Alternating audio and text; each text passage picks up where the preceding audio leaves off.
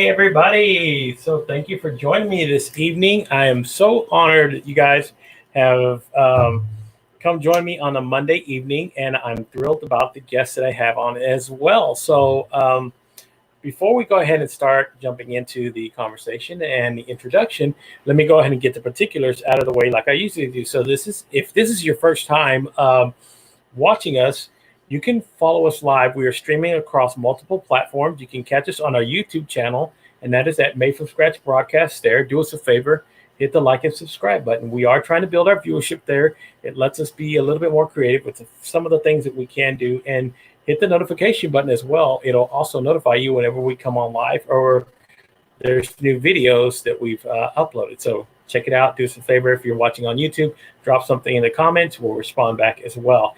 And if you're watching on Twitter, we are streaming live on Twitter via Periscope, and that is at MFSB Live there as well.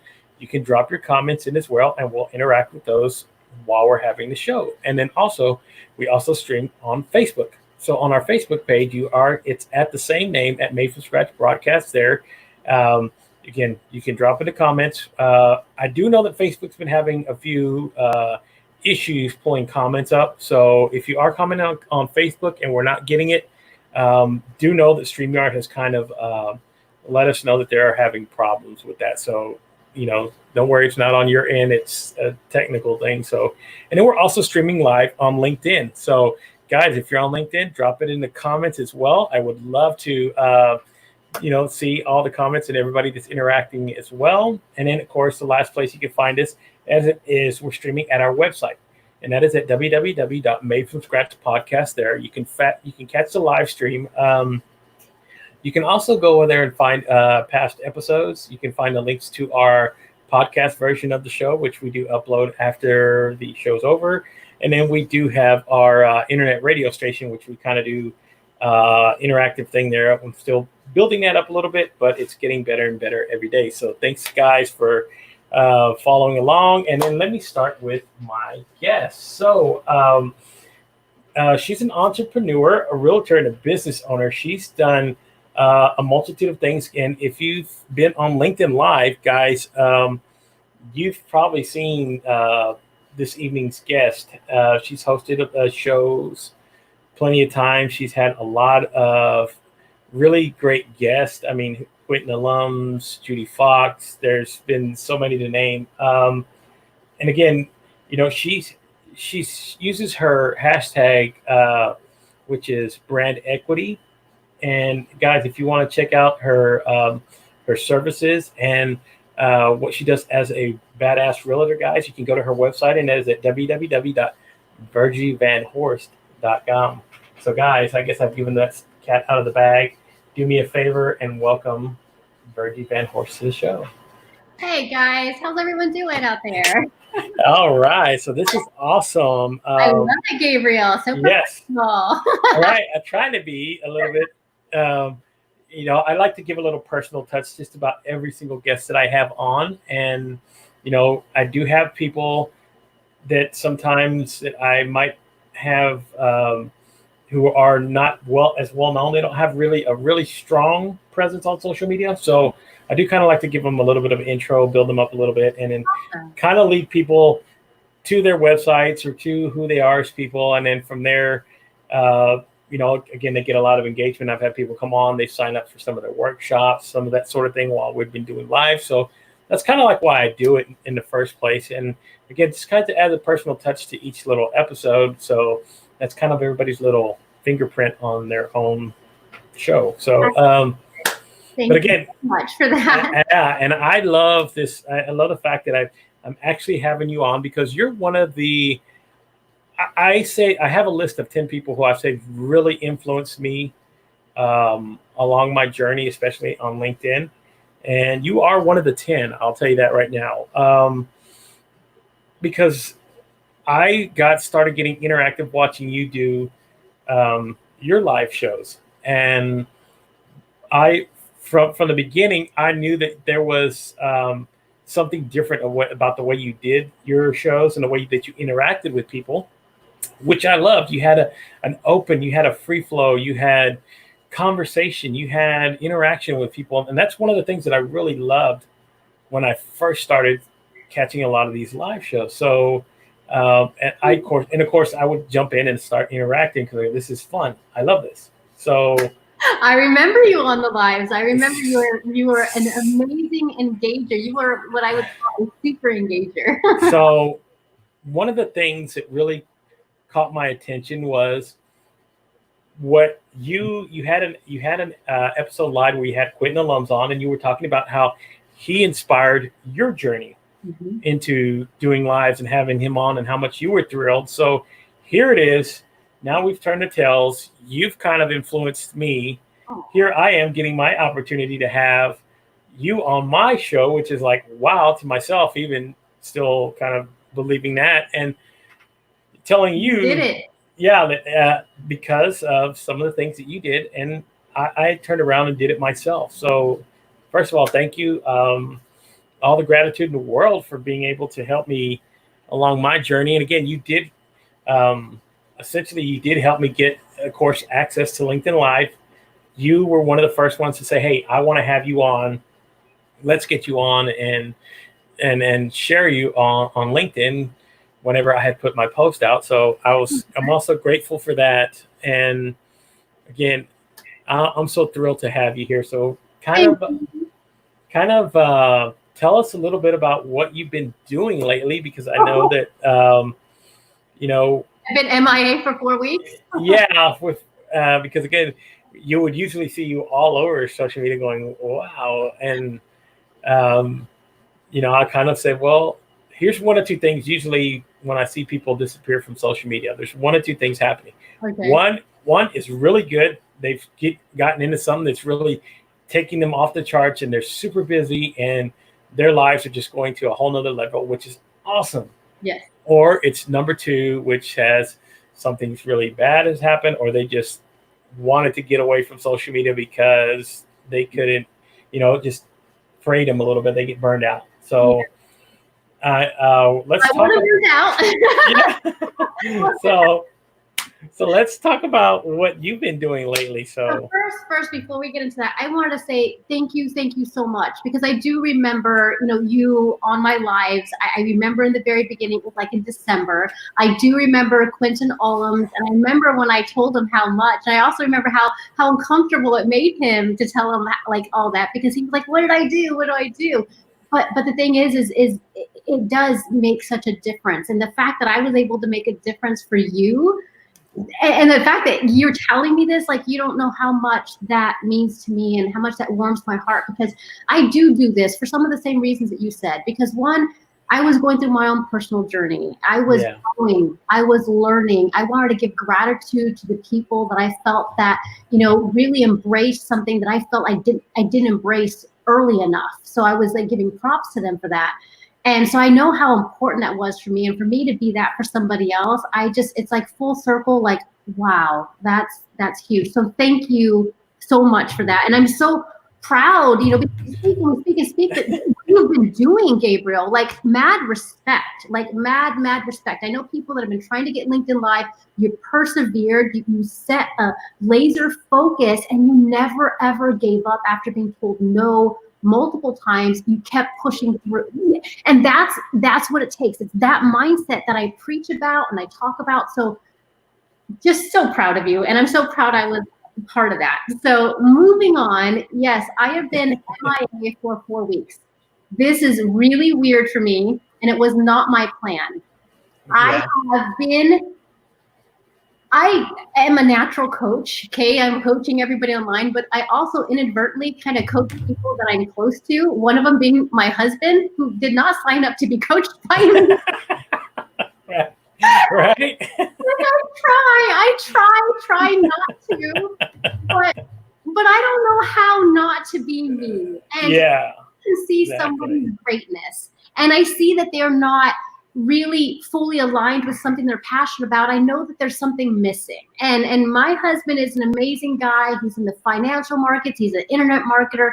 But I just noticed that something was just missing. And he loves music and cooking. And it just kept telling me, you need to focus on your passions. Well, during all this coronavirus, I was just peacefully in self-quarantine on my own. And during that time, I was supporting a lot of local businesses, a lot of the restaurants. I did a video for a Parma Pizzeria, which is in my neighborhood, another one, Cupid Hot Dogs, because I really was trying to preach, brand equity to offline businesses about how they can embrace, brand equity, building their digital trust. So as I'm doing this and I'm going to all these different restaurants, I noticed one of my favorite restaurants has a sign that says they're basically been there for 15 years. They've given their life to this. It's been an amazing experience, but they're basically done.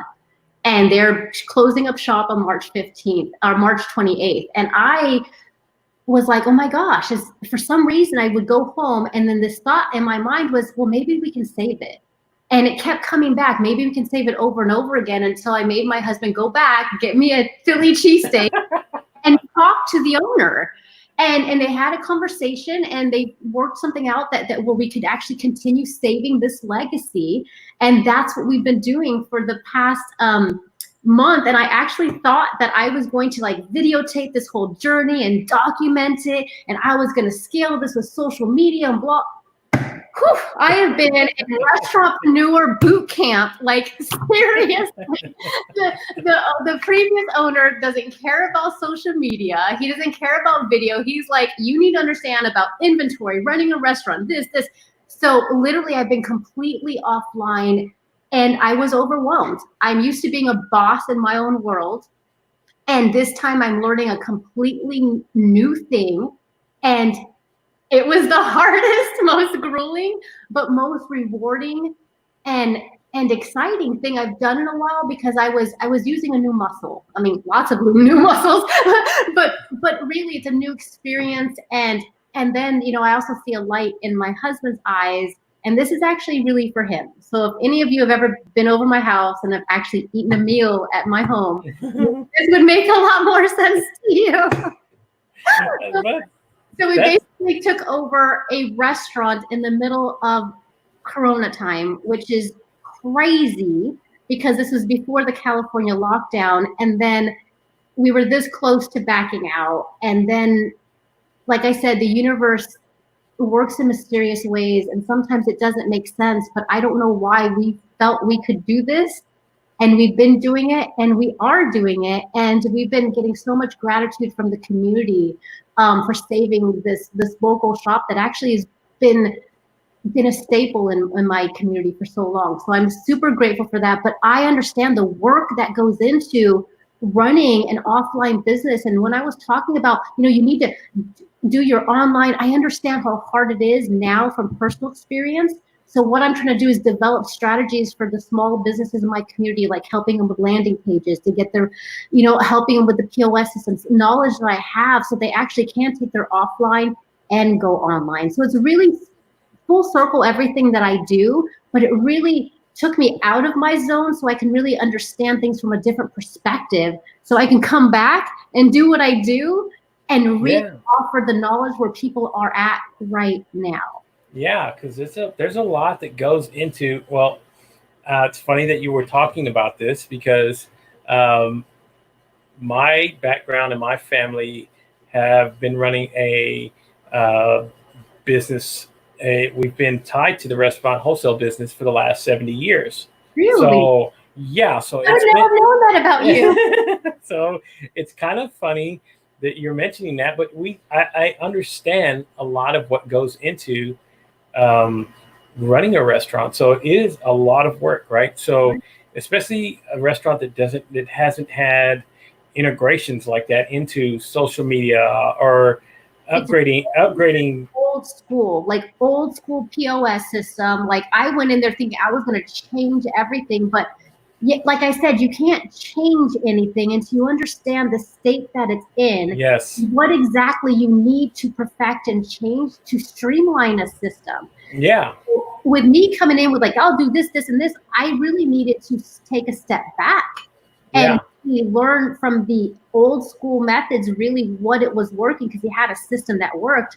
But then now trying to figure out the hybrid between the two. Yeah, and that's the part that's kind of difficult, is trying to bring something old school integrate it into what we're doing now, so that you could actually handle business operations and not have to be on site, hands-on, every single day, because that's a difficult thing to be tethered to a business like that, when especially when you have a lot of other things that you're trying to do. So it is important to integrate those things, because this is the same process that actually my family's going through. My cousin and her business are doing the same thing.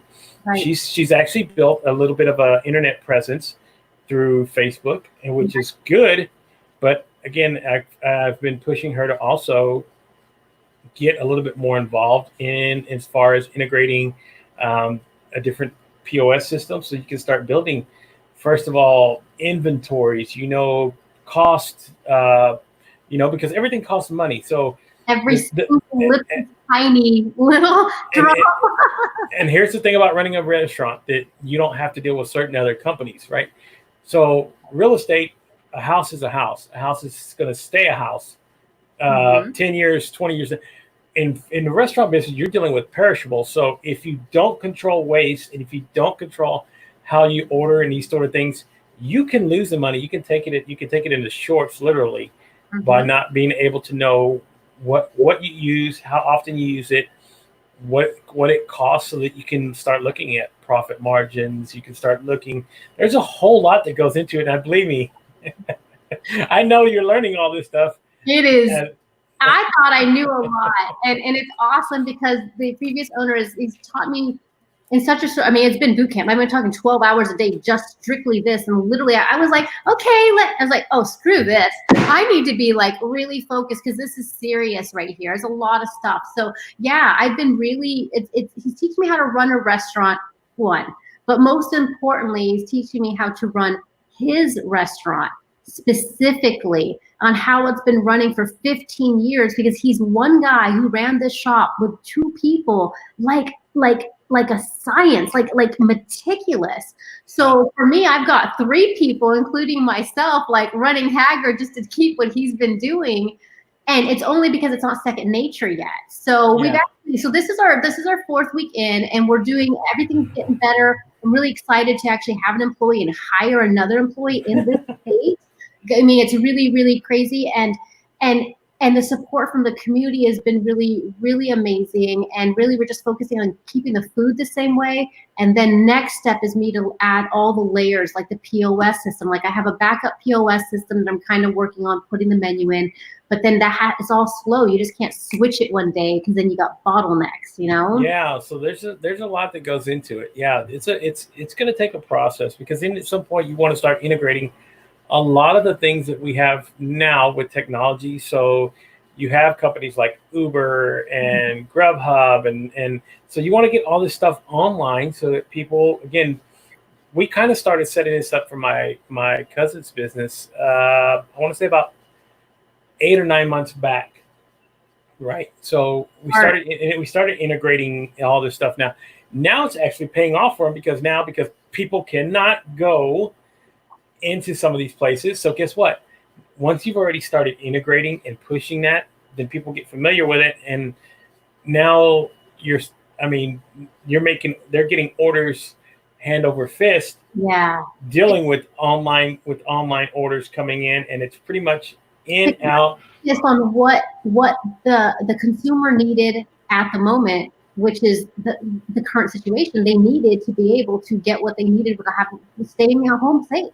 Being able to go in places. Their kids are at home. I mean, it's a really, really, really tough time. And I've been able, being, in self-quarantine, I was not talking to anybody except for, like you and lives and different people, but not really in the community. So being in my community and seeing people, on curbside takeout and talking to them, you really, really get to feel what people are feeling and what they're going through.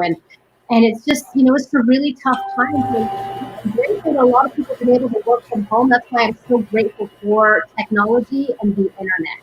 Yes. So it's been so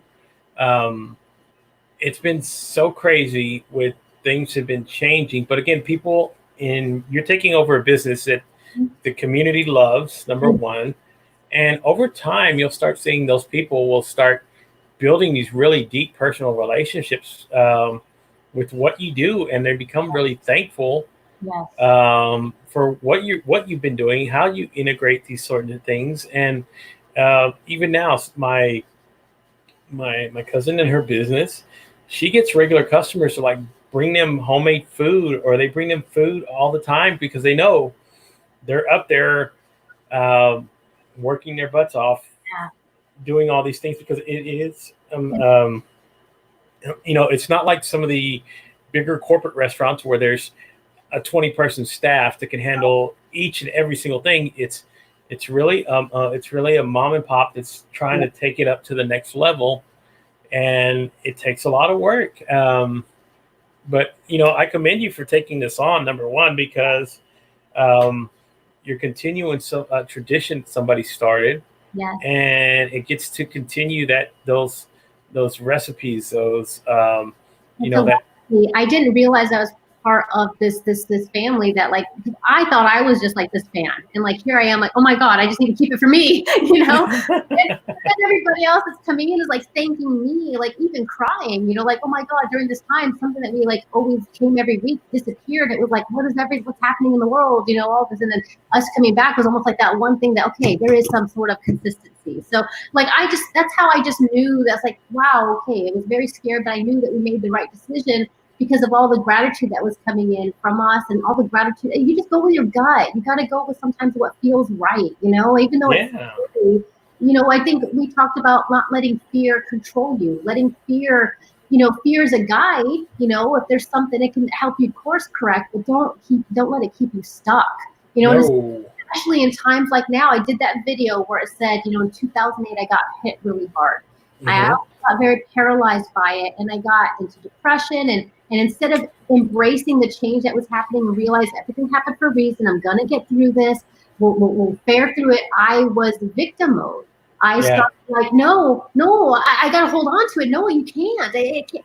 And that mentality kept me from growing. So this second time around, I just told myself, whatever just kept me growing and positive, I was going to continue doing.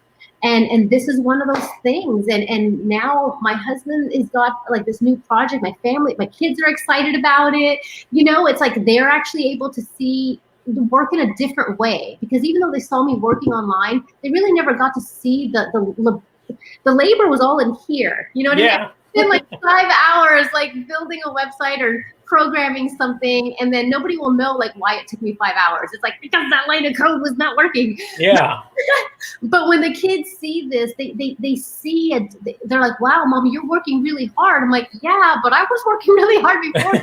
It was a different type of work, Yeah. So it's good for them to see too. Yeah. And again, they start learning that that feeling of entrepreneurship very early. Mm-hmm. And now they'll get to continue it, seeing you do that, because that's how I grew up. I saw my grandparents doing it. They started this business back in 1950. Oh, wow.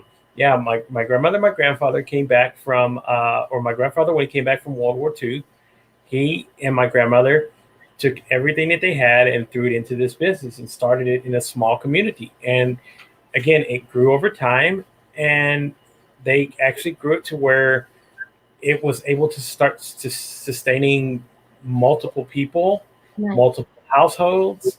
So it continued to grow like that. And then, of course, seeing my father go into it, and then even myself for a little while got into it. I still have family members that are still involved with it. I got out of it because it wasn't your thing. Yeah, it wasn't my cup of tea. I wanted to go out and discover something else. So, but again, it's always there. It's always, you can always go back to it. It's a wonderful thing to have that, and to know that, hey, your the family traditions gets to still be carried on, even if it's not a family member. It goes beyond, and it carries a legacy. So legacy, exactly. That's what I feel with this, and I think it's really cool because it gives my husband this other breath of fresh air that I feel that he really needed. Something that was a little bit more connected to his passions.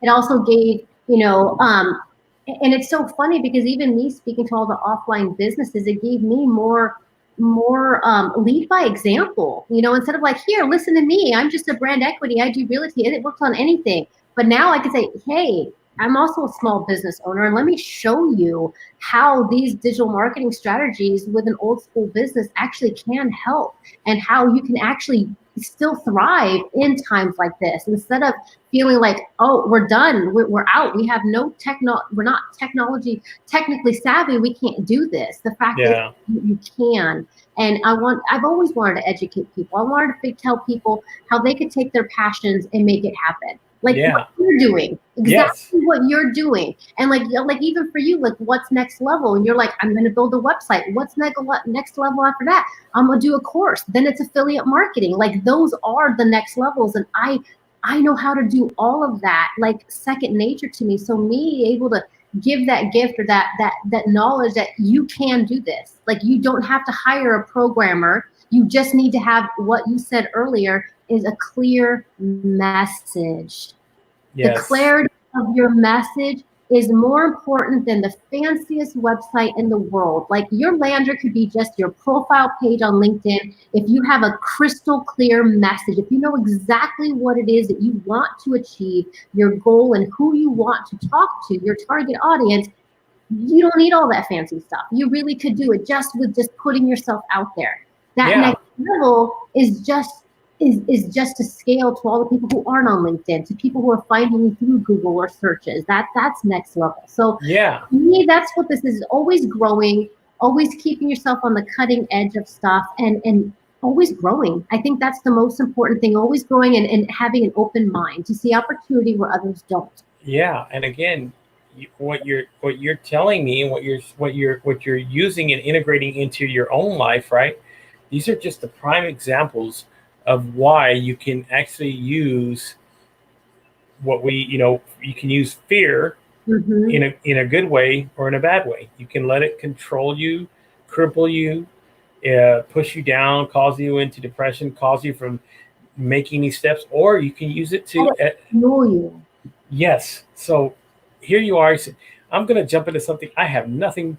I don't know nothing about. I have not the first inclination of how to run a restaurant, but I'm not going to let fear stop me from making the yes or no decision to go ahead and start doing this. So, hats off for even taking that step. Here I was already set up in my digital space and everything else. And then I went, you know what? I think I'm just going to go completely offline into businesses being very, very challenged right now and see if I can make that work. I don't know why I do these things. I always find myself like, I challenge myself. I don't think I like being too comfortable. I think that's what it is.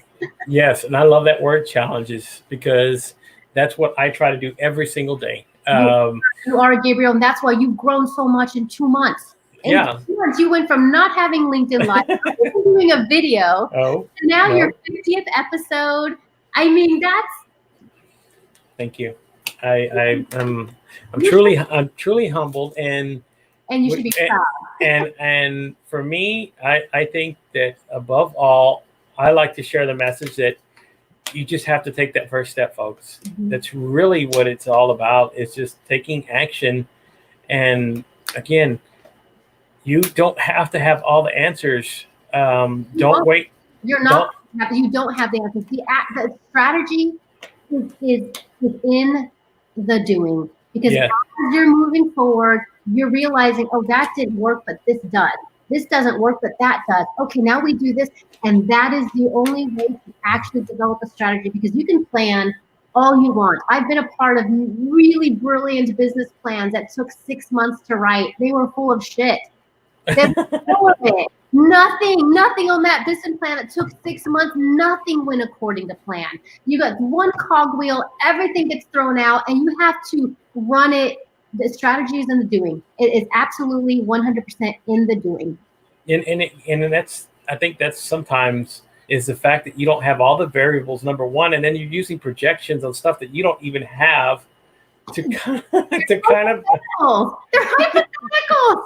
They're like, my EBITDA is $2 million, and we were just open 6 months ago. We're like, get back to me when you. So you're essentially asking to build a business plan and go, well, what kind of ROI can I expect in 5 years? Or like, well, first of all, am I going to be business in 5 years? And number two, I mean, you're basing it off of examples of other things, because there's not a real solid business plan that is not based loosely off of somebody else's business. Right. So, and if that business is working perfectly, you can't just expect it to go, well, I'll just take his business plan and apply it to me. It doesn't work that way. Does it? Are you sure? Are you sure I just can't do this little thing and apply it? Sure. Yeah, you've been in business for 50 years. Let me take your business plan and just start from scratch and go from there, and I'll be hunky-dory, and I'll be making millions of dollars. But I do really respect people with experience, because like the previous owner, his 15 years of experience, like the first week, not first day. Okay, first I learned real quick. First day, I was like, okay, I can do it all, right? Right. I was like, no. I was like, oh my God, I don't know if I'm good out for this. But having a mentor, having somebody that already went down the road that you're about to go on and already made those mistakes, and is saying, hey, watch out for that pothole, watch out for this over here. You want to respect that knowledge wholeheartedly, because that is why I'm able to take over a restaurant in a matter of 2.5 weeks, as opposed to failing pretty much. I mean, that's what I'm going to say, failing pretty much. There is no in between, because I would be scrambling. I could lose customers. I would be depleted. It would not be fun. So basically his mentorship, his coaching, him telling me everything he did wrong and how he figured out how to do it right has been such a wealth of information. He did a data dump of 15 years on me within the first week, and it was a complete overload. But now I already have things that I'm like, oh my gosh, I need to watch out, because I see that pothole that he told me about 2 weeks, and this is all like a hypothetical, like, virtual pothole in my head, but these are all these blocks. These are the things that are coming up. Oh, we're going to run out of this. Oh my gosh. So that knowledge, that even me being a coach and a mentor, it really helps me put even more of a value on what I was offering. Yeah. You really realize, oh my gosh, that is huge, because he just saved me the business one. But even if he just saved me 2 years, if he shaved 2 years off my learning curve in 2 weeks, whoa, like it was worth everything and more, Yes, exactly. Because you can, again, doesn't matter how big or how small business is. And I'm going to use this one here. It's an example. Here in the state of Texas, there's a company called Taco Cabana, and Taco Cabana has kind of like a quick drive-through service, kind of like a Taco Bell, if you would imagine, but a little bit more. So they opened a secondary line of businesses, and they dumped in $80 million, no, mind you, into this secondary business, which was based off of, like, it was called Pollo Tropical was the name of what it was. And it was the same sort of deal, except it was more catered towards Caribbean side of the cuisine, right? So they spent $80 million putting it into the business plan, buying these properties, building these locations, branding, everything. And within 6 months, they were gone. Yeah. That's a lot to take on. And it doesn't matter the size of the business, how well planned you can have it out. That kind of tells you what can happen in the restaurant business. So there's a lot of variables. So again, taking the experience of somebody who's had 15 years in this business and letting them kind of teach you and coach you into the ways of learning this for you. Yeah. This is going to help you tremendously take these steps forward. And then at some point, once you have a better grasp and handle on learning these aspects, you'll be able to start integrating the things that you know and that you're comfortable doing, so that you can be able to do a little bit of the old world and a new world, and kind of just go forward from there, which I love the fact that you're doing this, Virgie. Oh, really? That's awesome. Well, that's the thing, is it really was kind of a reverse for me. And in my mind, I know where I'm going to take this. I know where I'm going with it, because you know what I've been doing. I've been working with the City of Commerce here, working on small business masterminds. It's because we were talking about helping people where they need it. Yeah. And there's a lot of people right now that need it, and there's a lot of people that are going to be taken out right now that really don't need to be, if they were able to just a lot of these people already know their restaurants. They already know everything. They just need to get to the next level. So if I can just give them that little bit of inspiration and lead by example and help them, then that makes me feel good, because like you said in the beginning, like, why do we do this? It's something that fuels both you and I. I mean, we're not just here because we don't have anything better to do. Right. Okay. This, I like, thank you. Like when I saw you go live, like I for 4 weeks I've been offline, but I remember I was like in the middle of something and I saw the notification. I was like, okay, Gabriel Leo live. I was like, what? I was like, oh my God, he got live. I was like, hold on, guys. I know this guy now. Yeah. And then I saw you talking with Brian. I instantly went in there and I hadn't commented on anybody's post, but I instantly went I was like, high five, good job. Right. So, and then Brian was in there, and then you said it was thanks because of one of my video and other people's videos you sent in. And I was just like, yeah. I'm doing live and social and hustling over here. Like there are so many messages, Gabriel, from people who were like, Virgie, are you okay? Do you have are you okay? Like, no, I'm fine. I'm really good. Yeah. So and again, that's kind of like where I say, even now that you might step away or you're not present, you're still making impact. So things that you've done prior are still that's why I'd say impact. You keeping me alive now. So impact doesn't have to be right away. Impact can happen a week, a month, a year, 10 years. So starting that's brand equity, that's building that digital footprint. That's right. You never know. You build that up, and it could be, like you said, 1 year, 2 years, 5 years. It could be that one little video that just went, and all of a sudden all your other stuff gets looked at. I believe that. I believe you lay down that foundation. You don't care about what that one piece of content does.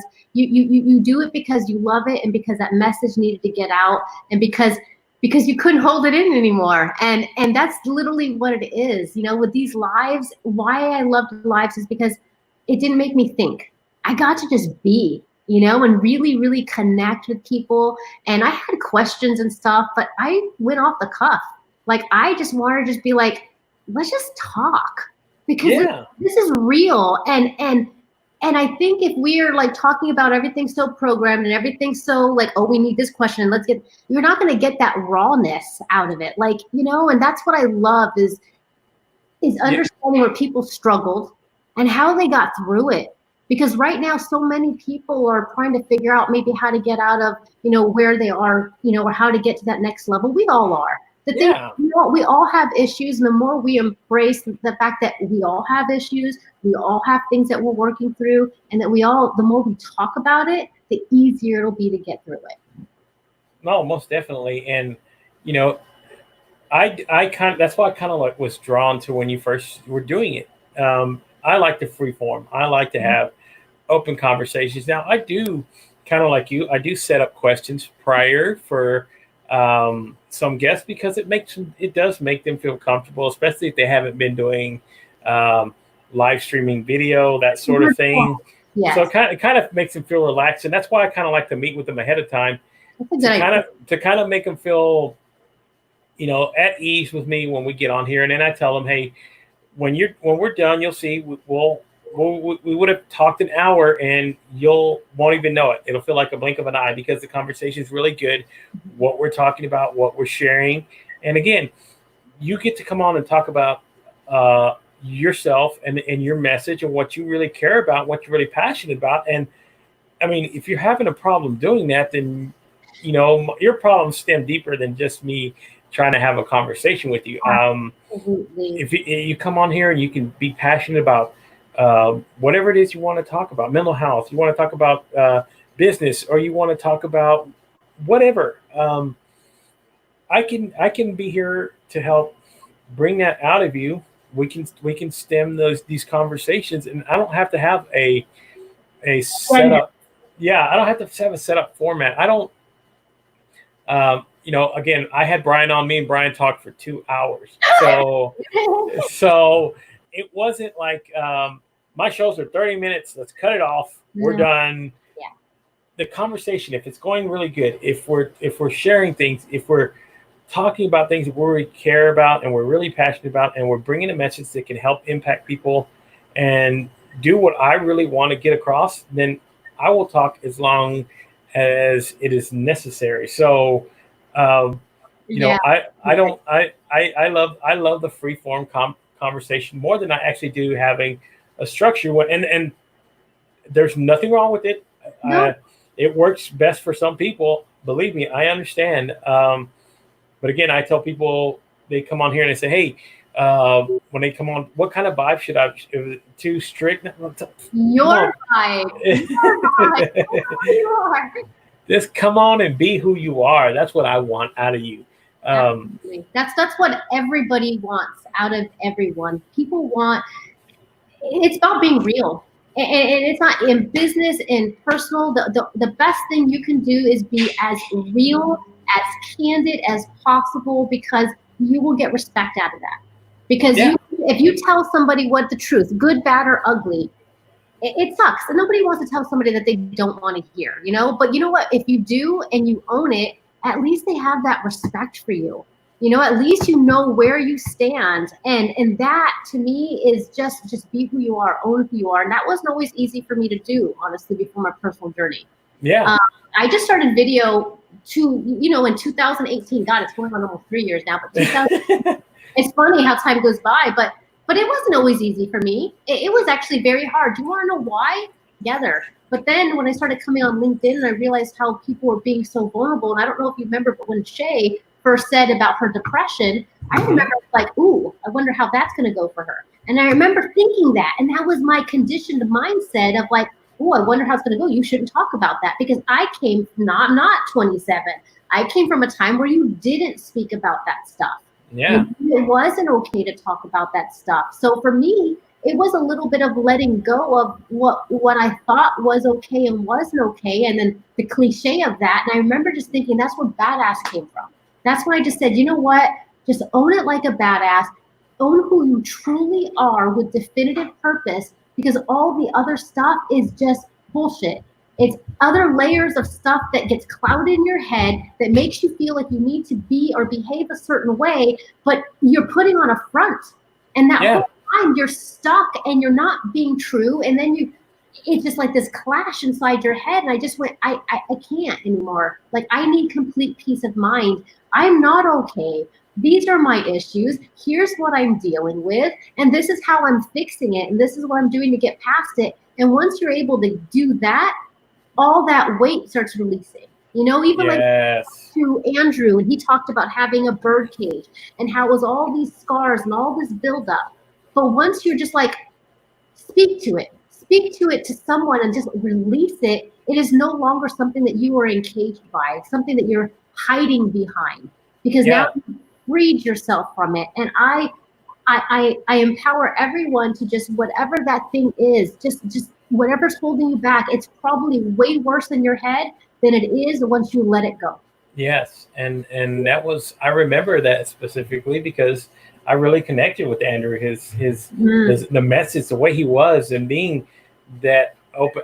I find that refreshing, though. That's the first place was the fact that a lot of people were coming on here and being open and wearing their emotions on their sleeves and sharing these things. And I go, okay, that's like counterculture. Yeah, that's counterculture of what social media has done, because most people always want to show you the best aspect of their life. So influencers on Instagram are perfect. Yeah.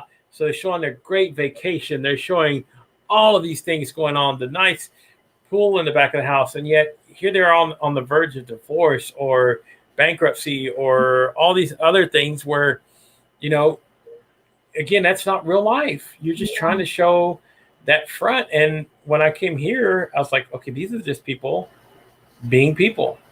I can totally dig this. And not like real world, like MTV real world real. Like, not like that kind of real in a way that my age group has never seen. Like, yes, really is never seen. And I can say that freely. I can say that confidently because I know if I were to say, if I came around in like 1999 and I went to my work and said, I have mental health issues, I'm dealing with some depression, they would have been like, where do you, how do we get rid of this, Carol? Yeah. It's not something to be like, we're like, oh my gosh, well, let's say we have a class for this, or like, how can we support you? You know, it's just a different time. And now it's like, there's groups for it. It's almost like once you say it, it's almost like, oh, me too. Well, it's almost like, well, aren't we all? You know, because honestly, mental health was always something that you thought people were crazy. But what it is, it's a muscle.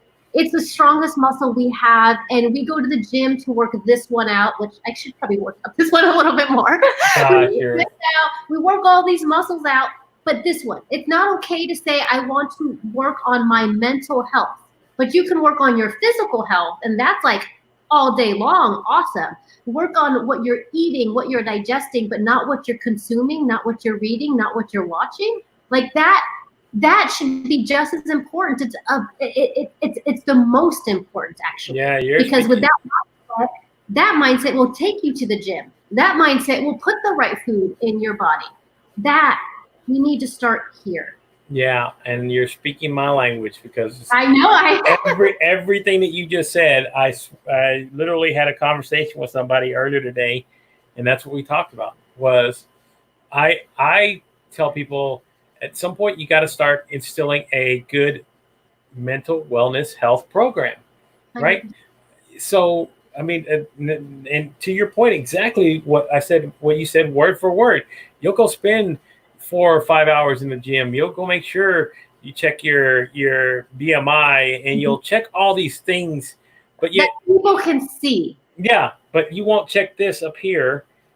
You could have, bipolar. Who knows? Whatever the disorder, whatever problems, whatever triggers, whatever voices you have, whatever limiting beliefs you programmed in there or were programmed in there without even you really realizing it. It's all about becoming truly self-aware without self-sabotage. Like becoming self-aware without beating yourself up. Like, yeah, I fucked up. That was not right. But then not going into, I'm such a horrible person. I'm so upset. You can't do that. You can go, man, I really fucked up. I shouldn't have done that. How could I taken that situation and made it better? Now, if I would have done this would have made that better. Okay, that's what I'm going to do next time.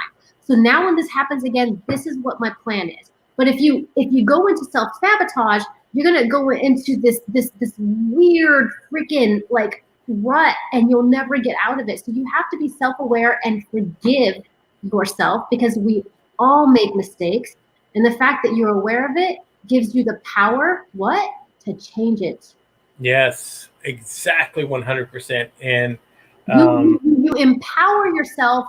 The more you're aware of something, you're actually empowering yourself. And that, what we normally do is we can become aware and then we disempower ourselves because we're self-sabotaging because we're mad that we made that stupid mistake. But we're just repeating that cycle again. So we have to look, yes, I did this and I forgive myself and now I'm aware and now I have the power to change it. Yes. And that's where that is powerful right there. Yes. Awesome. Exactly what you're talking about, because I do study a lot of mental health because I think it's vitally important for you to grow as a person to, first of all, understand a lot of these things, right? So again, to self-awareness. But how do you attain self-awareness? First of all, you're going to have to start digging. You're going to have to dig deep first inside of yourself. And you're gonna have to be your best friend and your worst critic. At the same time.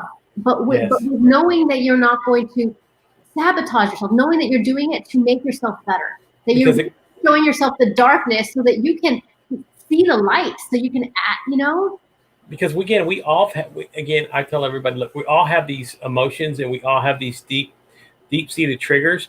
They never go away.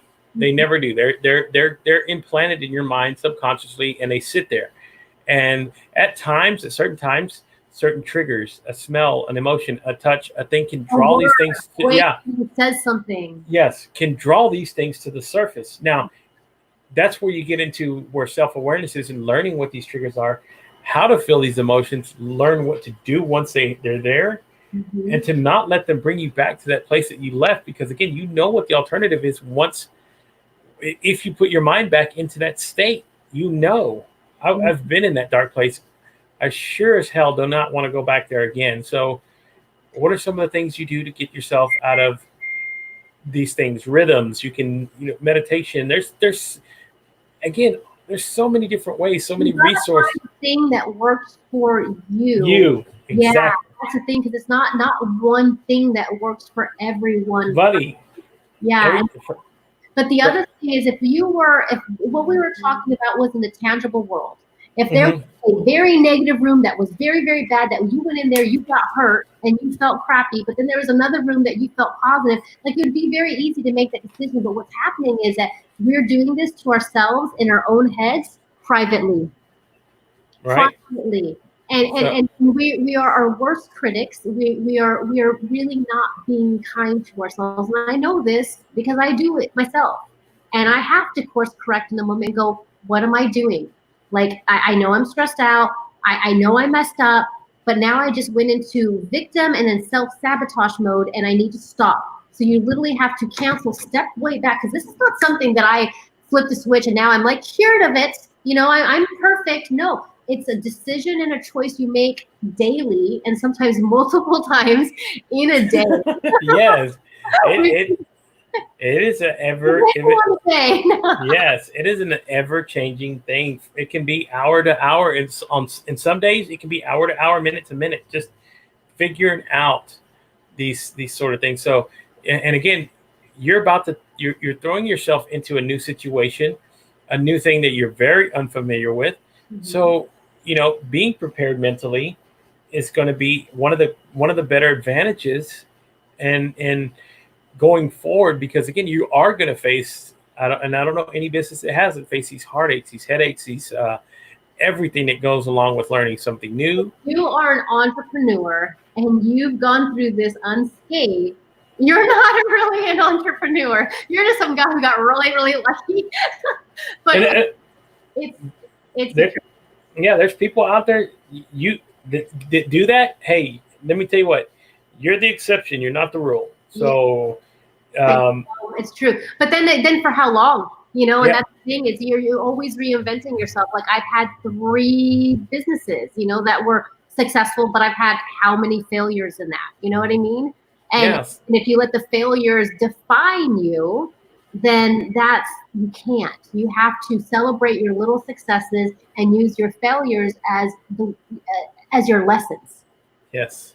So, I so love what we've been talking about this evening, and I'm so glad that you came on this evening again to kind of update everybody where. So guys, So guys, if you haven't seen Virgie around, now you know, and you can always go catch us on the replay whenever you say, hey, I haven't seen Virgie. Just type it in. You'll see the tags on there. You see where she's been at. But that's awesome, though. I love the fact that you're taking this leap. Because you're making yourself uncomfortable. Mm-hmm. You're going to be learning a new experience. And again, in the end, success or failure, you can always use what you've learned and teach other people what lessons they can apply to their own small businesses and entrepreneurs getting out there and really doing it. Who have to actually maintain a brick and mortar business. It's a little bit different. It's a lot different, but the digital strategies that can be implemented are very much the same. Yes. And that's the thing that a lot of the small business owners don't realize, is because so much has changed in the digital world that has made it easier. So full circle, like you said in the universe, you don't know why certain things happen, but I believe 2 months from now, it's all going to be crystal clear. Like right now, I can kind of in the moment, I'm like, I get this. Like this is making sense to me. But like right now, I'm not able to do what it is that I want to do yet. But it's because I have to learn. I have to pay my dues. I'm being initiated as a restaurantrepreneur right now. So. Yeah, so you're getting the hands-on that I think everybody, which is to me the best way to possibly learn anything. It's just the only way. Look at you. You have been hands-on. You didn't hire somebody. You didn't, you just did it. You did it, and you didn't know what you were doing, but you did. You started doing the action, and then 1 minute you didn't know how to do something, and then you're like, oh, I did it. Now I know how to do that. Yeah. So, and eventually, and I'm still learning these things every single day. So dude, you're streaming on Periscope, Twitch, YouTube, LinkedIn, like that. That's fun. Come on. And tips from you, Gabriel. Yeah. So, and again, I think for me and going forward, because I love learning all this stuff because number one, it gives me new ideas to be creative and innovative. Yep. Because I love to share my creativity, and I love to be innovative with some of the things that I'm learning to do, because this is the fun. Yeah, this is the fun part for me. This is learning different streaming platforms, learning different video editing techniques, learning how to be creative with native video, doing all these things that I'm learning out here and reaching out to the people who are already doing it now, and just pretty much asking them for advice and questions. And they're so open to sharing. I'm so grateful when they do want to share with me, because I'm like a sponge. Please, please, please, whatever information you have for me, I would love to learn it. And again, I love learning hands-on, because that's the best way that I'm going to be able to. It's the only way, really. Honestly, it is the only way. You can read in a book all you want, but until you go out there and actually do something, it's a whole different thing. I could have read every book about owning a restaurant, and I still would have known nothing. Yeah, you would have been like, day one. None of this applies right now. Gosh. I read it in a book. So let me just say hi to a few people real quick who've been joining. So Mike Padurano, thank you, my friend, brother. I appreciate it. Mike, I love you. Yeah. David Mumford, me and him have talked, and he's actually going to be on my show Wednesday. So thanks, David, for joining. And then Matthew Perkins, awesome brother. Thank you for joining and contributing. And again, that's the only thing that I still haven't figured out how well to do. Oh, Wendy, I'm sorry, Wendy's here too. Oh, the commenting? Yeah. You know how I sucked at that in the beginning. I even called out on it. Don't comment. So one of the good things that I do like about using StreamYard is the fact that with Facebook, with Twitter, and with YouTube, you can still pull up the comments. The only problem in all these platforms have not been able to do yet, because they don't have an open API, which is linked with LinkedIn. You cannot pull up the comments. So I do have a hard time like toggling between, hey, let me look at the comments and see and do it. So I'm still because I'm still only had it for 2 weeks. So I'm still fairly new to me, but again, you're doing good. So there is really no way on LinkedIn. It's really, really tough. You have to just go to where the post is and just go there. And if you're on your device here, you have to through. And then sometimes you still have to refresh. And then sometimes when you've refreshed, you've passed comments that people have already put on there. So desktop is the easiest way to do comments. That's the only way to do comments on there. Really. So I'm working on getting a secondary screen so I can actually do that, because I do use my computer now to kind of stream through there, which is kind of hard to pull into the technical side and then trying to look at the comments through there. But I know what you're talking about. So I'm learning. I'm sitting here talking with somebody who's experienced it a little bit more than I do, but I do understand now some of the people who've had complaints, and like, gosh, it's a little bit tough, but again, it's this, to me, it's the fun part of being able to at least be here on LinkedIn. Yeah. And I get to stream to the platform that I love more, using more, and connecting with more people on. So you're making that digital footprint. You're building it. Yeah, there you go. That's right. And episode 50, Virgie Van Horst, thank you so much for hopping on. I've enjoyed our evening and our time, and congratulations on the new venture, and hope nothing but the best for that. And I want to have you back on later on, and we can update about Yes. how all of that's actually worked out, because I think that's an interesting topic about people who, you know, not to say I don't want to downgrade anybody for what they do, but I do have a lot of respect for people who do run these brick and mortar businesses that have to try to figure out, especially right now, how to make things work, Yeah. because a lot of businesses are going to be closing their doors for good. I know. Because I've seen it, and it's rough. I know, and it's a tough time, and people that I know personally that are just struggling. So for me, yeah, that's what I want to do. Is I want to figure this out and see if there's a way to give back and help some of these people, like, kind of maintain and then get to a place where they can thrive in this time. Because if you can survive during this time, then I'm confident you can make it, you know. But it is tough. I mean, honestly, firsthand, I was a little delusional about how much work it really was, but doing it for 3 weeks, and that's why you guys haven't seen me, because it is such a work, and I have such a deep respect, you know, for how much work goes into it, that it's almost like, for me, it's almost like something that I need to figure out to help these smaller businesses, to help them scale and bridge those offline, because it is possible. So for me, I'm not there yet, because I have to pay my dues. I have to make sure I get this down. But when I get this passed, I'm thinking 2-3 months, you know, focusing on this and helping other businesses. I think I'm going to have a pretty good strategy on how I can, one, help people easily, you know, embrace digital world and digital strategies, but also economically, like how to do it without breaking the bank. You know, what is the best, cheapest way, most streamlined way, just to get what they need to actually implement a digital strategy without, you know, like making it overwhelming to the point where it's done. You know, because you're talking about a lot of these small businesses don't have thousands of dollars to throw into an advertising budget. Especially now. Yeah, so, you know, they're a lot of times, a lot of these small businesses that do opens and do this, they have to rely on word of mouth and that sort of thing. So that's why organic traffic and the video and the personal branding, like I thought about it.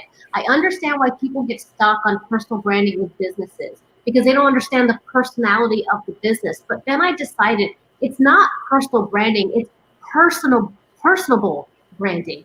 There you go. You're taking something that's a business, and you need to figure out how that business can relate to consumer in a real way, in a way that speaks to them. So it's personable branding.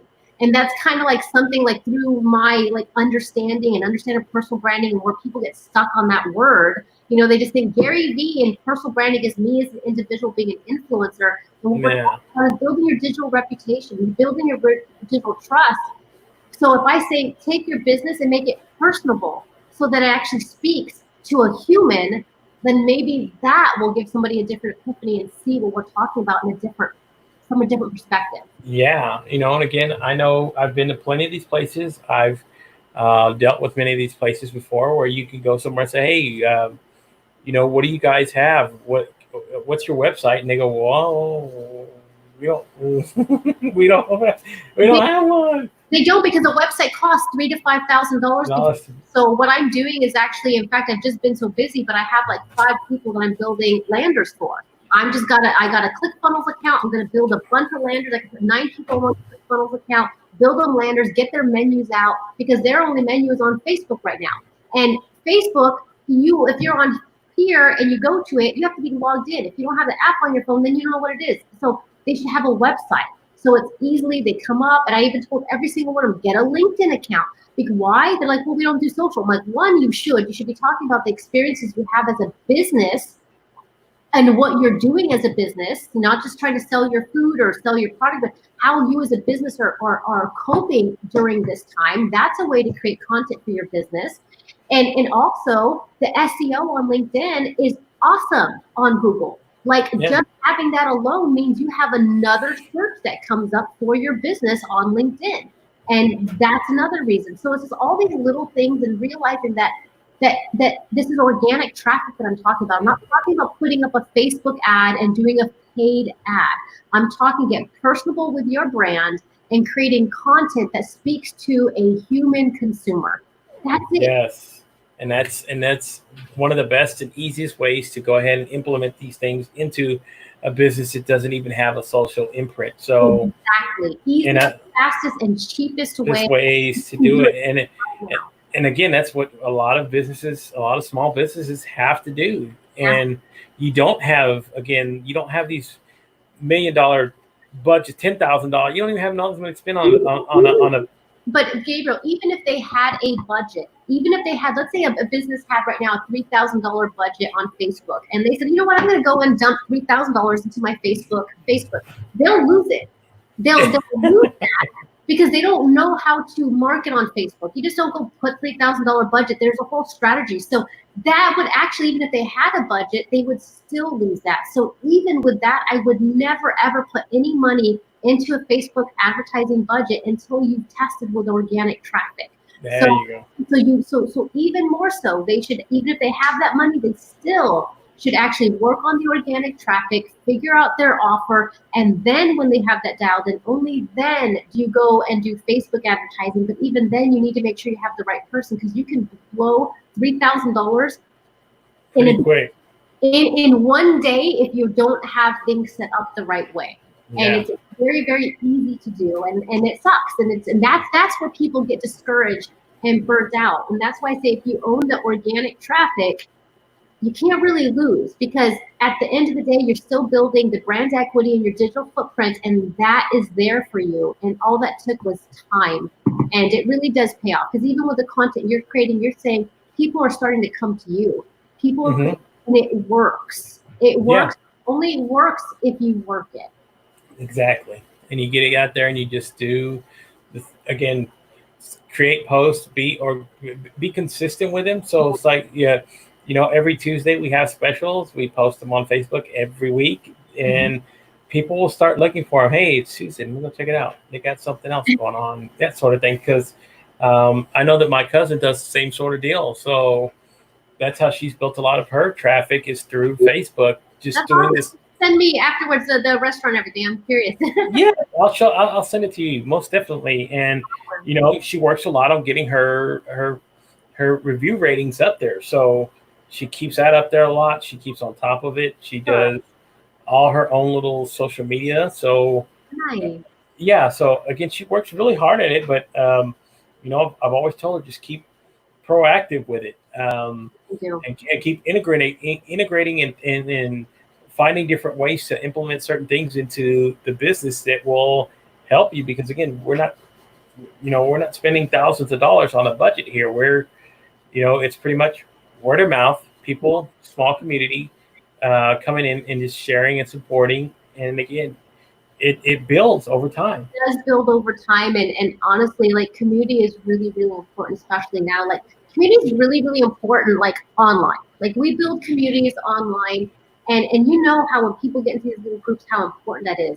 But now with the social distancing, even before social distancing, before all this happened, there was a real rise in live events. Yeah. There was a real rise. Like, I noticed a lot of, for a while, the events weren't such a big deal. They were kind of flat, but now everybody wanted to do events, and then this happened.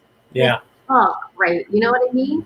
But yes, people do want to connect. They do need a community. So during this time is to build community within your community, small communities, really important, because people are feeling so disconnected within just connecting, period. But also building them online too. So I love communities, but this is the first time I've really, really embraced my local community in the way that I have. So for me, that's been a huge difference, because before this, I never needed to get a lead from my local community, it was friends or whatever, but usually my business came from online leads or other mining leads from other places. It was never really just me door knocking. So for me to actually embrace the community that I'm actually living in, it's pretty cool. It's really cool. The amount of this John Tolson from the city chamber of commerce is really, really really love what we're doing and all the stuff about personal branding, and he's embracing me into the local community and all these small businesses. So I'm just it's just so, just right now, anybody who's feels stuck and with this COVID-19, they feel like they just got thrown off track, and they were working on something, they feel like it was just, the carpet was just pulled out from under them, just take a moment to think, you know, if you have a chance to realign yourself with something, you know, focus on something you're passionate about. Make sure you keep your eyes open and make sure you do see like another opportunity that might be coming your way that you weren't planning on, but maybe this will be a time, because I just know a lot of people are embracing new things, learning new things about themselves. And this is a time that maybe, like even my husband, we went into just being just financial, and now he's gone into this new venture, and now he's a chef. You know what I mean? You know what I mean? Yeah. And if we would have been like trying to control every little thing, I don't know that we would have let this happen, because our minds were said, oh, we've never done it before, we can't do that. Yeah. You know what I mean? So it's really just even though these are scary, maybe it's pushing you on a different course. You know, Exactly. and the only thing is I wanted to just make yourself, like, if you're in that moment, just make sure just keep a strong mindset, make sure you're connecting with people, but make sure you're embracing new opportunity, because you never quite sure where that might lead you. Yes. Don't ever close that door. So No, never. thank you very Gabriel, you're the best. I love you. I feel like I got more. I was like, it's been four weeks I've been off.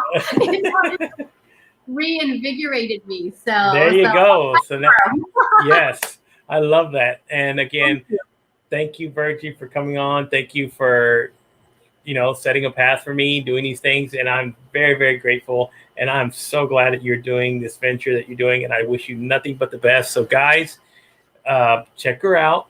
Again, you can go to her website, www.virgievanhorst.com. She's still doing a lot of the other things, but I'm doing it all. doing it all now. So guys, reach out to her. If you're not connected with Virgie, please do.